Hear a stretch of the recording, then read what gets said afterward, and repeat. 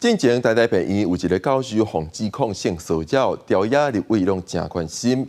就立委认为台大病院的处理方式受过拖刷，这个教授竟然阁会当转病院，而且台大校方到大拢无处罚。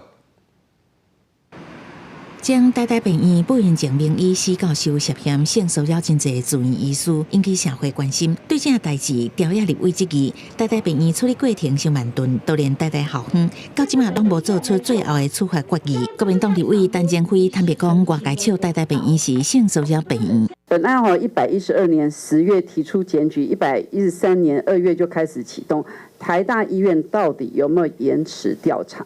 我现在在网络上看到，您知道台大医院有一个绰号叫宝山医院吧？您知道吗？最近又多了一个绰号叫性骚医院。这件事情，台大医院都依法行政，因为我们也主动通报。台大病院院长郭明贤表示，本案无性骚人，去年2月是由院方主动立案调查，去年5月调查结果出来，6月考纪会决议记一大个。因为这个教授是教职兼移植，所以同步把结果寄予台大校方，佮通报地方政府，规个流程拢有依法进行。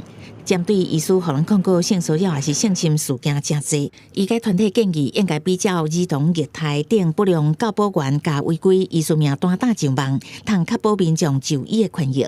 呼吁应该要比较英美等国的做法，让民众可以进便查询到医师是不是有不良记录。有关于要建立狼医，因为有这样的一个建议，我们认为，有建立一个平台来公布这样的资讯，其实是看起来是值得严厉的，所以要严厉。邱泰元讲，只要是性别三法规范的范围，卫福部拢会研究设置专门平台，让民众通查询。